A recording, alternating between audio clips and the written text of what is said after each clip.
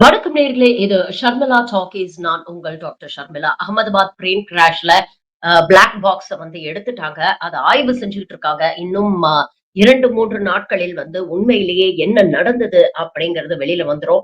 இதற்கிடையில் பார்த்தீங்கன்னா, யுகேல இருந்தும், அமெரிக்கால இருந்தும் ஒரு இன்வெஸ்டிகேஷன் டீம அனுப்பியிருக்காங்க. ஏன்னா, இதுல இந்தியன் பேசஞ்சர்ஸ் மட்டும் இல்லாம British citizens, Portugal citizens, Canadian citizens இவங்கெல்லாம் இந்த கிராஷ்ல இறந்து போயிருக்காங்க அப்படிங்கும் பொழுது, அவங்க சார்பிலயும் இன்வெஸ்டிகேஷன் டீம் அனுப்பியிருக்காங்க. இது இல்லாம போயிங் விமானம் அவங்க சார்பிலையும் ஒரு டீம் அனுப்பியிருக்காங்க. உண்மையிலேயே விமானத்துல தான் ஏதாவது டெக்னிக்கல் எரரா, ஃபெயிலியரா அப்படிங்கறத கண்டுபிடிக்கிறதுக்கான முயற்சிகளும் ஒரு பக்கம் நடந்துட்டு இருக்கு. இதற்கிடையே நேத்து பாத்தீங்கன்னா, பிபிசி தரப்புல ஒரு வீடியோ வெளியிட்டிருந்தாங்க. அதுல கேப்டன் ஸ்டீவ் அப்படிங்கிற ஒரு மூத்த ஏர்லைன்ஸ் பைலட், நிறைய பிளையிங் எக்ஸ்பீரியன்ஸ் இருக்கிறவரு, இந்த போயிங் 787 வண்டியை ஓட்டுனவரு, அவர் சில தியரிஸ முன் வச்சிருக்கிறாரு. அதாவது இந்த ஆக்சிடென்ட் எப்படி நடந்திருக்கும் அப்படிங்கிறதுக்கு வெறும் 3 தியரி தான் இருக்கு. ஃபர்ஸ்ட் தியரி அவர் என்ன சொல்றாருன்னா, loss of power. Loss of power அதாவது விமானம் மேல ஏறும் பொழுது அதற்கு பவர் கிடைக்கல. இதற்கு காரணம் ஏதாவது டெக்னிக்கல் ஃபெயிலியர் இல்ல மெஷின் ஃபெயிலியரா இருக்கலாம். அப்படி இல்லைன்னா என்ஜின் ஃபெயிலியர் அதனால கூட இருக்கலாம் அப்படின்னு சொல்றாரு. ஆனா இதற்கான வாய்ப்புகள் மிகவும் குறைவு அப்படின்னு சொல்றாரு. அதாவது இந்த விமானம் அகமதாபாத்ல இருந்து லண்டனுக்கு போறதுக்கு முன்னால இதே விமானம் தான் 2 மணி நேரம் முன்பு டெல்லில இருந்து அகமதாபாத்துக்கு வந்திருக்கு. உண்மையிலேயே டெக்னிக்கல் ஃபெயிலியரோ இல்ல என்ஜின் ஃபெயிலியரோ இல்ல ஏர்கிராப்ட்ல ஏதாவது கோளாறு இருந்திருந்தா அந்த ட்ரிப்ல அவங்களுக்கு கண்டிப்பா தெரிஞ்சிருக்கும். அதற்கான வார்னிங் சிக்னல்ஸ் ஏதாவது வந்திருக்கும். அப்படி எதுவும் இல்ல அப்படிங்கிற பட்சத்துல டெக்னிக்கல் எரர் அப்படிங்கறத ஓரளவுக்கு நம்மளால ரூல் அவுட் பண்ணிட முடியும். அதுவும் இந்த விமானம் one of the most dependable aircrafts அப்படின்னு சொல்லப்படக்கூடிய விமானத்துல இது போன்ற கோளாறுகள் வருது அப்படிங்கிறது ரொம்பவும் அரிது. அதற்கான பாசிபிலிட்டிஸ் சான்சஸ் ரொம்ப கம்மி அப்படின்னு சொல்றாரு. இரண்டாவது, டேக் ஆஃப் ஆகும் பொழுது 2 என்ஜினுமே ஃபெயில் ஆயிடுச்சு. அதற்கான காரணம் bird hit, multiple bird hits அப்படின்னு நிறைய பேர் சொல்றாங்க. இதற்கான வாய்ப்புகளும் ரொம்ப கம்மி. ஏன்னா, வெளியான அந்த சிசிடிவி ஃபுட்டேஜ நீங்க பார்த்தீங்கன்னா தெளிவா தெரியும். அந்த சுத்து வட்டாரத்துல பேர்ட்ஸ் அப்படிங்கிறது எதுவுமே இல்ல. இன்ஃபாக்ட் 1 பேர்ட், 2 பேர்ட் அப்படிங்கிறது கணக்கு இல்ல. ஆயிரக்கணக்கான பேர்ட்ஸ் முட்டும் பொழுதுதான் என்ஜின்ல இந்த மாதிரி ஃபெயிலியர் ஆறதுக்கான வாய்ப்புகள் இருக்கு. அதுவும் ஏதாவது ஒரு என்ஜின் பாதிக்கப்படுறதுக்கான வாய்ப்புகள் இருக்கே தவிர, 2 என்ஜினும் ஒரே நேரத்துல இப்படி பாதிக்கப்படுறதுக்கான வாய்ப்புகளே இல்ல. அப்படி இருந்திருந்தா அதுக்கான எவிடன்ஸ் அந்த சிசிடிவி ஃபுட்டேஜ்ல தெரிஞ்சிருக்கும். அது மட்டும் இல்ல, என்ஜின் ஃபெயிலியர் அப்படின்னா 2 விஷயம். 1 அந்த சிசிடிவி ஃபுட்டேஜ்ல என்ஜின் ஓடக்கூடிய சவுண்ட் நல்லா கேக்குது. அதனால என்ஜின் ஃபெயிலியர் ஆறதுக்கான வாய்ப்புகளே இல்ல. இரண்டாவது, அப்படி ஏதாவது பேர்ட் ஹிட் நடந்து இன்ஜின் ஃபெயில் ஆயிருந்ததுன்னா, இன்ஜின்ல இருந்து புகையோ நெருப்போ வரக்கூடிய காட்சிகளை நம்மளால சிசிடிவி ஃபுட்டேஜ்ல பார்க்க முடியும். அப்ப அதற்கான வாய்ப்புகளும் மிக மிக குறைவு அப்படிங்கிற ஒரு விஷயத்தையும் பதிவு பண்ணியிருக்கிறார். இன்னொரு பக்கம் ஃபியூவல் கண்டாமினேஷன் இருக்கும் அப்படிங்கிற குற்றச்சாட்டை நிறைய பேர் சோசியல் மீடியால எழுப்பிட்டு இருக்காங்க. இதற்கான வாய்ப்புகளும் மிக மிக குறைவு அப்படின்னு அவர் சொல்றாரு. அதாவது ஃபியூவல் கண்டாமினேட் ஆயிருந்தா 2 என்ஜினுமே பாதிக்கப்பட்டிருக்கும் அப்படிங்கிற ஒரு தரப்பு சொல்லுது இல்லையா? இதற்கான பாசிபிலிட்டி ஏன் கம்மி அப்படின்னு சொல்றாருன்னா, இதே ஏர்போர்ட்ல மற்ற ஏர்கிராப்ட்லயும் அவங்க ஃபியூவல் ஃபில் பண்ணிருப்பாங்க. அப்ப மற்ற ஏர்கிராப்ட்லயும் இந்த பாதிப்புகள் ஏற்பட்டிருக்கணும். ஆனா வேற எந்த ஏர்கிராப்ட்க்கும் இந்த மாதிரி பாதிப்புகள் ஏற்பட்டதாக தெரியல. அதனால ஃபியூவல் கண்டாமினேஷன் அப்படிங்கிற விஷயத்தையும் நம்மளால ரூல் அவுட் பண்ணிட முடியும். அப்ப இப்படி ஒவ்வொரு விஷயமா ரூல் அவுட் பண்ணிட்டு வந்தா கடைசியாக மிஞ்சக்கூடிய ஒரே தியரி என்ன பாத்தீங்கன்னா, பாசிபிலிட்டி ஆஃப் ஹியூமன் எரர் அப்படின்னு சொல்றாரு. அதாவது 2 பைலட்டுமே ரொம்ப எக்ஸ்பீரியன்ஸ்டான பைலட் அப்படின்னு நிறைய பேர் சோசியல் மீடியால பதிவு பண்றாங்க. இவ்ளோ எக்ஸ்பீரியன்ஸ் கிட்டத்தட்ட 8000 மணி நேரத்துக்கு மேல ஃப்ளை பண்ண எக்ஸ்பீரியன்ஸ் இருக்கக்கூடிய ஒரு பைலட்னால எப்படி தவறாக விமானத்தை இயக்க முடியும் அப்படிங்கிற ஒரு கேள்வி கேட்கிறாங்க. கூட இருக்கிற கோ பைலட்டுக்கு கிட்டத்தட்ட 1200 ஹவர்ஸ் ஃபிளைங் எக்ஸ்பீரியன்ஸ் இருக்கு. இப்படி எக்ஸ்பீரியன்ஸ்ட் பைலட்ஸ் எப்படி தவறு பண்ண முடியும் அப்படிங்கிற கேள்வி எழுப்புது. ஆனா அவர் என்ன சொல்றாருன்னா, எக்ஸ்பீரியன்ஸ்டு பைலட்ஸும் சில நேரங்களில் தங்களை அறியாமல் சின்ன தவறுகளை செய்து விடுவார்கள். இந்த சின்ன தவறு இது போன்ற பெரிய பாதிப்புகளை கொண்டு போய் விட்டுடும் அப்படின்னு சொல்லிட்டு அதை கிளீனா எக்ஸ்பிளைனும் பண்றாரு வீடியோ ஆதாரத்தோடு. அதாவது அந்த சிசிடிவி ஃபுட்டேஜ்ல அந்த பிளேன் ஏறும் பொழுது பாத்தீங்கன்னா அதோடைய லேண்டிங் கியர், அதாவது அந்த வீல்ஸ் இருக்கு இல்லையா, அது இன்னமும் கீழேயே இருக்கு. கிட்டத்தட்ட 600 அடி உயரத்துல அந்த பிளேன் பறக்குது. ஆனா லேண்டிங் கியர் கீழேயே இருக்கு. அதே மாதிரி பிளாப்ஸ் ஓபன் ஆகல, பிளாப்ஸ் ஸ்ட்ரெயிட்டா இருக்கு அப்படிங்கிற ஒரு விஷயத்த அவர் பதிவு பண்றாரு. அப்புறம் சொல்றாரு, பொதுவாவே டேக் ஆஃப் ஆகும்போது ஒரு 50 அடி உயரத்தை ரீச் பண்ணோடனே லேண்டிங் கியரை பிளேன்ல உள்ள இழுத்துருவாங்க. ஏன்னா அப்பதான் அந்த பிளேனுக்கு ஒரு ஸ்ட்ரீம் லைன்ட் ஏரோடைனமிக்ஸ் கிடைக்கும். அப்பதான் அது எளிதாக உயரத்தை ரீச் பண்ண முடியும். இந்த லேண்டிங் கியரை உள்ள இழுக்கும் போதே இந்த பிளாப்ஸ ஓபன் பண்ணி விட்டுருவாங்க. அப்பதான் அந்த பிளேனுக்கு மோர் த்ரஸ்ட் அண்ட் மோர் பவர் கிடைச்சு அது இன்னும் ஹைட்டுக்கு போய் ஸ்டெபிலைஸ் பண்ண முடியும். ஆனா இந்த வீடியோல 600 அடி ஹைட்ல நீங்க பாத்தீங்கன்னா லேண்டிங் கியர் கீழே இருக்கு, பிளாப்ஸ் வந்து க்ளோஸ்டா இருக்கு. அப்போ இதற்கான ஒரே ஒரு பாசிபிலிட்டி தான் இருக்கு. என்னுடைய அனுமானத்துப்படி இந்த 50 அடி உயரம் எட்டுனோன்ன சீஃப் பைலட் கோ பைலட் கிட்ட லேண்டிங் கியரை உள்ள எடுங்க அப்படின்னு சொல்லியிருப்பாரு. லேண்டிங் கியர் அப்னு சொல்லியிருப்பாரு. இது ரெண்டுத்துக்குமே ஒரே ஒரு லீவர் தான். ஒரு லீவர் லேண்டிங் கியருக்கு, ஒரு லீவர் பிளாப்புக்கு. அப்போ பைலட் லேண்டிங் கியர் தூக்குங்க அப்படின்னு இன்ஸ்ட்ரக்ஷன் கொடுத்த போது தெரியாதனமா பை மிஸ்டேக் லேண்டிங் கியரோட லீவருக்கு பதிலா பிளாப்போட லீவரை அவர் மேல ஏத்தி இருக்கலாம். அதனால என்ன நடந்திருக்கும் அப்படின்னு பாத்தீங்கன்னா லேண்டிங் கியர் கீழேயே இருந்திருக்கும். அந்த வெயிட் வந்து பிளேனை இன்னும் ஹைட்ஸ் அச்சீவ் பண்ண முடியாம தடுக்கும். இன்னொரு பக்கம் பிளாப்ஸ் கீழே இருக்கிறதுனால அந்த பவரும் அந்த த்ரஸ்டும் அந்த பிளேனுக்கு கிடைக்காம போயிருக்கும். இதனாலதான் பிளேன் விழுந்து கிராஷ் ஆயிருக்கும் அப்படிங்கிற ஒரு விஷயத்த சொல்றாரு. அது மட்டும் இல்ல, இது மிட் ஏர்ல ஏதாவது நடந்திருந்ததுன்னா அதை ஈஸியா ரிவர்ஸ் பண்ணிருக்க முடியும். ஏன்னா போதுமான டைம் இருந்திருக்கும். ஆனா இங்க பாத்தீங்கன்னா ஒட்டுமொத்த ஆக்சிடென்ட்டுமே கிட்டத்தட்ட 58 செகண்ட்ல நடந்திருக்கு. அதுலயும் பிளேன் ஆன் ஏர் வெறும் 31 செகண்ட் தான் இருந்திருக்கு. அதனால இந்த டிசிஷனை இவர்கள் செய்த தவறை ரிவர்ஸ் பண்றதுக்கான டைமோ ஆப்பர்ச்சுனிட்டியோ இவங்களுக்கு இல்லாம போச்சு அப்படிங்கிறதுதான் வெரி வெரி அன்பார்ச்சுனேட். அதனால இது ஒரு டிராஜிக் மிஸ்டேக், ஒரு ஹியூமன் எரர் அப்படிங்கிற ஒரு விஷயத்த சொல்லியிருக்காரு. இது எல்லாத்தையுமே பிளாக் பாக்ஸ்ல இருக்கக்கூடிய தரவுகள் வரும் பொழுதுதான் நாம கன்ஃபார்ம் பண்ண முடியும். இதெல்லாம் தாண்டி ஒரு முக்கியமான விஷயத்த நான் உங்களுக்கு நினைவுபடுத்த விரும்புறேன். இந்த அரசாங்கம் இதை எப்படி ஹேண்டில் பண்ணுதுன்னு. ஒரு பக்கம் பாத்தீங்கன்னா சிவில் ஏவியேஷன் மினிஸ்டர் ரீல்ஸ் போட்டுட்டு இருக்காரு. இன்னொரு பக்கம் நம்ம நாட்டுடைய பிரதமர் கொஞ்சம் கூட கூச்ச நாச்சமே இல்லாம ஒரு பப்ளிசிட்டி ஜீவியா அங்க போய் 4 டிஃபரெண்ட் காஸ்டியூம் மாத்திட்டு போட்டோ எடுத்துட்டு இருக்காரு. அந்த பிளேன்ல மிராக்குலஸா எஸ்கேப் ஆன அந்த பேஷண்ட பார்க்க போகும்போது ஒரு காஸ்டியூம், அதே மாதிரி அந்த கிராஷ வந்து மேற்பார்வை பார்க்க போகும்போது அங்க ஒரு காஸ்டியூம், அதுல வேற லோ ஆங்கிள் இருந்து ஒரு போட்டோ எடுத்திருக்காரு. ஒரு பிரதமர் இந்த மாதிரி கிராஷ் நடந்த ஒரு இடத்துக்கு போறாரு. மேல அந்த பிளேனுடைய பாகங்கள் இருக்கு. அதுக்கு கீழே நின்னு இவர் அண்ணாந்து பாக்குற மாதிரி போட்டோகிராஃபர் கீழே படுத்துக்கிட்டு ஒரு போட்டோ எடுத்திருக்காரு. இதெல்லாம் எவ்வளவு அபத்தமா இருக்கு. ஒரு பிரைம் மினிஸ்டரோட உயிர் முக்கியம் இல்லையா? அட்லீஸ்ட் மினிமம் சேஃப்டி கியரான ஒரு ஹெல்மெட்டாவது அவர் மாட்டிருக்கணும் அப்படிங்கிற ஒரு தோணல் கூட அங்க இருக்கிறவங்க யாருக்குமே இல்லையே.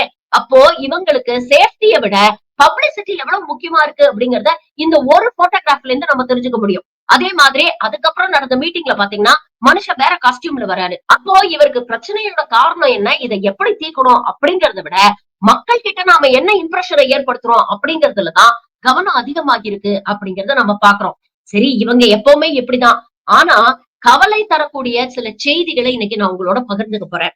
நம்பர் 1 செய்தி என்ன அப்படின்னு பாத்தீங்கன்னா ஏப்ரல் 7 2025, அதாவது 2 மாசம் முன்னால வந்த ஒரு செய்தி, எக்கனாமிக் டைம்ஸ்ல வந்த செய்தி. இந்த செய்தி என்ன சொல்லுதுன்னா ஏவியேஷன் வாட்ச் டாக்ஸ் அப்படின்னு சொல்லக்கூடிய டிஜிசிஏ, பிசிஏஎஸ், ஏஏஐ இந்த 3 நிறுவனங்களுடைய வேலை என்ன அப்படின்னு பாத்தீங்கன்னா ஏவியேஷன் இண்டஸ்ட்ரியில எல்லாம் சரியா நடக்குதா, ஏர்கிராஃப்ட் ஒழுங்கா மெயின்டைன் பண்றாங்களா, செக்யூரிட்டி புரோட்டோகால் எல்லாம் சரியாக நடக்குதா, ஏர்கிராப்ட்ஸ கரெக்டா சர்வீஸ் பண்ணி மெயின்டைன் பண்றாங்களா, இது எல்லாத்தையுமே கவனிக்க வேண்டியது இந்த 3 நிறுவனங்களோட முக்கியமான வேலை. இது மூன்றுமே ஒன்றிய அரசுக்கு கீழ் சிவில் ஏவியேஷன் மினிஸ்ட்ரிக்கு கீழ் இயங்கக்கூடிய நிறுவனங்கள். ஆனா இந்த 3 நிறுவனங்களும் ஸ்டாஃப் ஷார்டேஜ் எவ்வளவு இருக்கு தெரியுமா? கிட்டத்தட்ட 37ல இருந்து 48%. DGCA, directorate general of civil aviation அப்படின்னு சொல்லக்கூடிய இந்த அமைப்புல மட்டும் கிட்டத்தட்ட 48% வேலை இடங்கள் காலியாக உள்ளது அப்படின்னு சொல்றாங்க. அதாவது கிட்டத்தட்ட பாதிக்கு பாதி ஸ்டாஃப வச்சுக்கிட்டு தான் இவங்க ஆபரேட் பண்ணிட்டு இருக்காங்க. அதே மாதிரி பிசிஏஎஸ், ஏஐஐல பாத்தீங்கன்னா கிட்டத்தட்ட 37% ஸ்டாஃப் ஷார்டேஜ் இருக்கு. அப்ப இதுல இருந்து 2 விஷயங்கள். ஒண்ணு, பாதி நம்பர் ஆஃப் ஸ்டாஃப வச்சுக்கிட்டு எப்படி உங்களால எபிஷியன்டா இயங்க முடியும் அப்படிங்கிற ஒரு கேள்வி. இரண்டது, எக்ஸிஸ்டிங் ஸ்டாஃப் மேல இவங்க எவ்வளவு வேலை பளுவை போட்டா அவங்க எப்படி எபிஷியன்டா பெர்ஃபார்ம் பண்ணுவாங்க யோசிச்சு பாருங்க. ஒரு மினிமம் நம்பர் ஆஃப் ஹவர்ஸ் தான் ஒரு மனுஷன் அட்டென்டிவா ஆக்டிவா ஒர்க் பண்ண முடியும். அதை தாண்டி நீங்க அவங்கள ஓவர் டைம் ஒர்க் பண்ண வச்சீங்கன்னா அவங்களுக்கும் ஃபெட்டிக் வரும். அந்த மென்டல் ஃபெட்டிக்ல அவங்க செய்யக்கூடிய வேலையை எபிஷியன்டா அவங்களால செய்ய முடியுமா?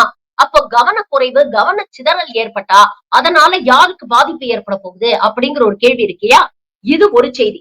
இன்னொரு செய்தி என்னன்னா பட்ஜெட் 2025ல நம்ம நிர்மலா சீதாராமன் அம்மா சிவில் ஏவியேஷன் மினிஸ்ட்ரிக்கு ஒதுக்க வேண்டிய நிதிய 10% குறைச்சிட்டாங்க. 2558 கோடியாக இருந்ததை 2400 கோடியாக குறைச்சிருக்காங்க.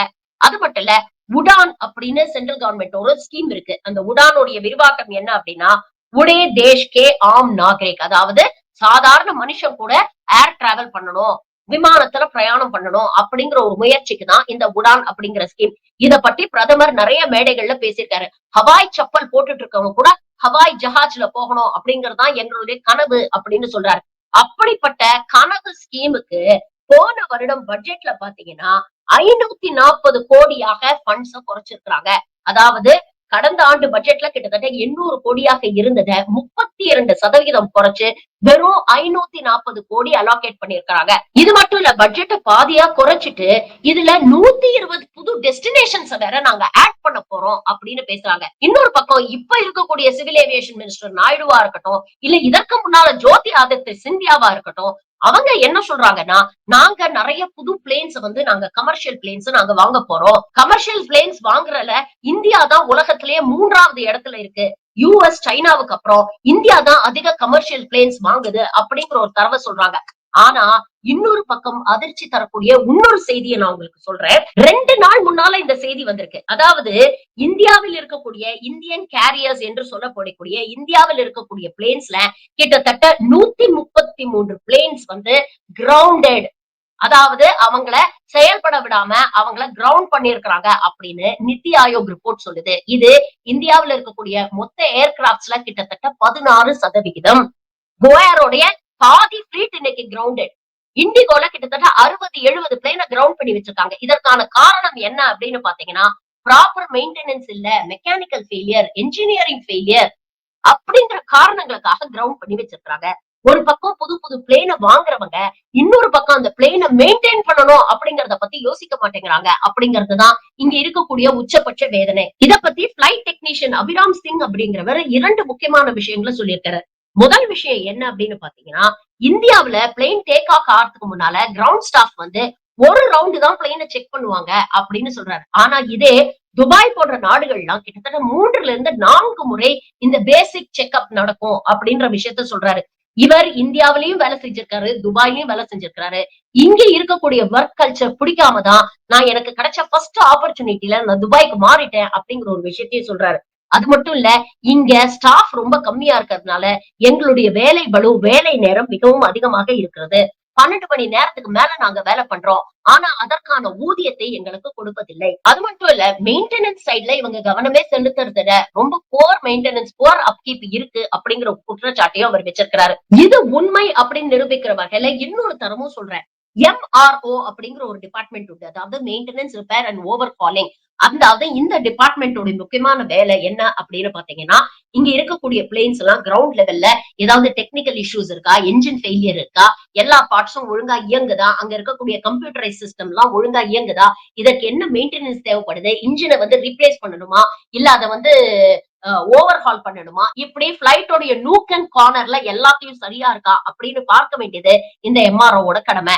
ஆனா இந்த எம்ஆர்ஓ அப்படிங்கிறது இன்னமும் இந்தியாவை பொறுத்த வரைக்கும் ஃபாரின் கம்பெனிஸ் கிட்ட தான் நாம வந்து இந்த சர்வீஸை எதிர்பார்த்துட்டு இருக்கோம் அப்படிங்கிறது தான் இன்னைக்கு இருக்கக்கூடிய அவலம்.